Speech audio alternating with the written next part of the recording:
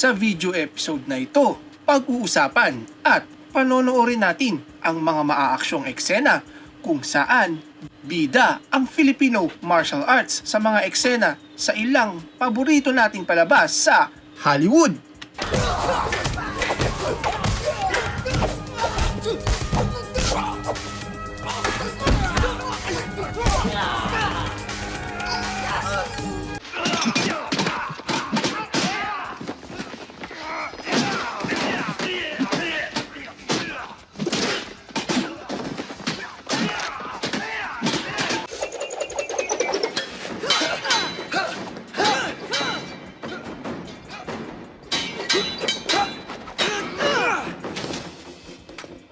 You're sloppy.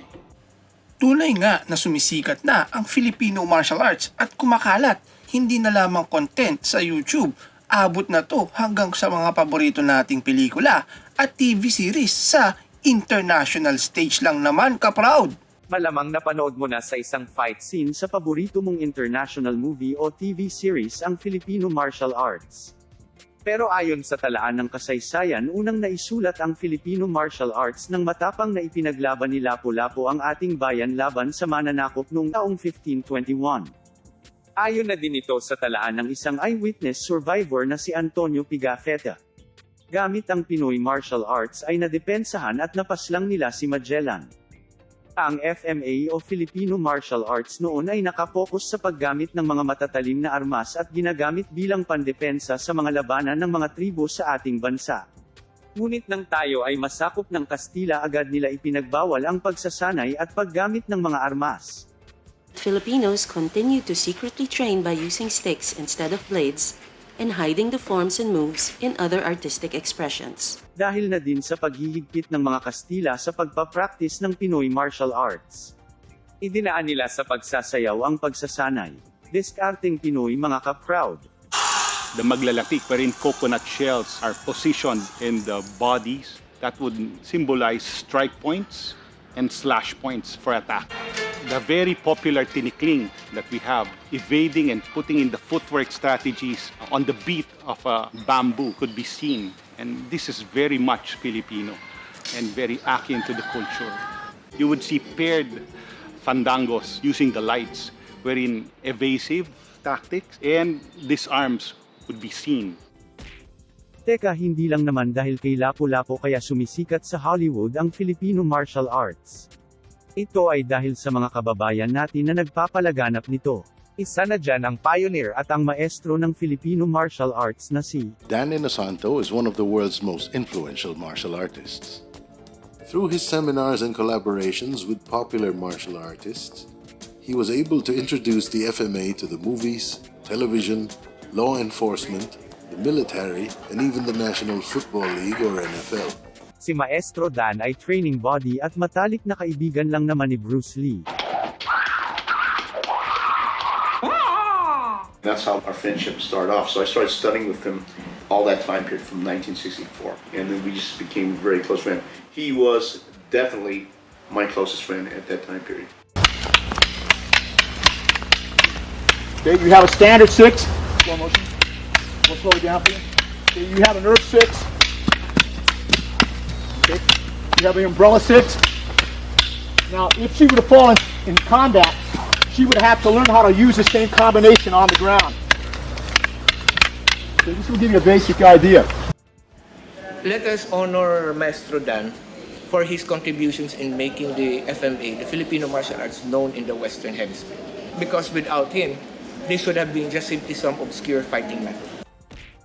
Dahil nga kay Maestro Dan, kitang-kita ang impluensya ng paglaganap ng Pinoy Martial Arts sa mga fight scenes sa Hollywood at iba pang international movies at TV series. I was fortunate to work with Jeff Amata and Danny Inosanto for about 4 or 5 months before we started shooting. Danny Asano was basically Bruce Lee's partner. They worked hand in hand and trained together. Way back in 1968, martial art was coming into the stunt industry at that time with Bruce Lee, and he tried to make it as realistically yet entertainingly as possible.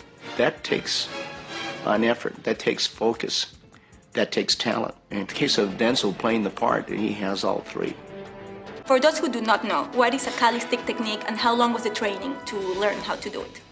Kali stick fighting is a Filipino martial art. It's using two rattan sticks in each hand, one in each hand, and it's learning how to fight with these, defend yourself with the sticks. And I trained for 6 months.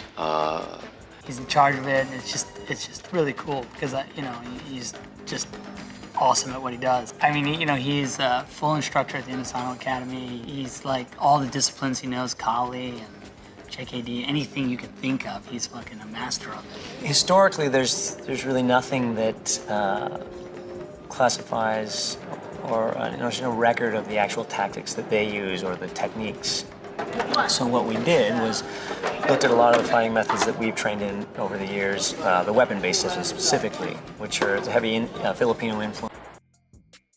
Patunay lamang ito na sadyang napakayaman ng kulturang Pilipino mula pagkain, pag-awit. Ngayon, napakalaking impluwensya na ng ating Filipino martial arts at talagang kinikilala na hindi lang sa Pilipinas, kundi sa buong mundo.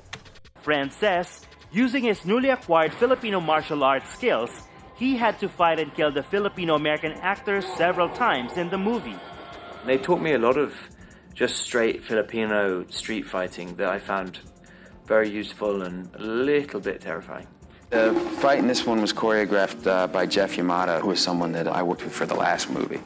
So he came over to choreograph some of the Kali stuff that's in the fight, which goes by very fast because the way Paul wanted to shoot it, he wanted it to have that kind of rough, feel like almost like domestic violence type of scene between these two guys who are capable of killing each other very quickly. There's a particular style called Kali, Filipino Kali, which Matt was trained in from the previous film, and basically it's very efficient, fast moves to take your opponent out very quickly.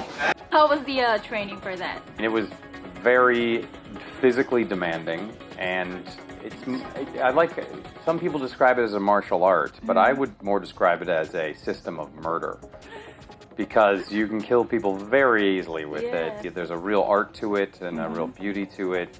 And my goal, we trained for 3.5 weeks, and my goal was to make the fight look as real as possible. Ilan lamang sila sa mga sikat na Hollywood actors na nagpakasanay sa Filipino martial arts para sa kanilang pelikula. Ikaw kaProud, anong Filipino martial arts ang alam mo? Comment mo na at pag-usapan natin.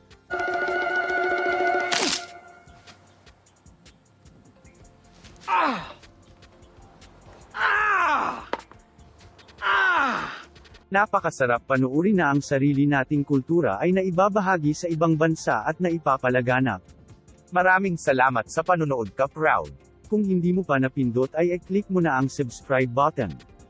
Magsama-sama ulit tayo sa susunod na Proud Filipino Video Moments. Ciao!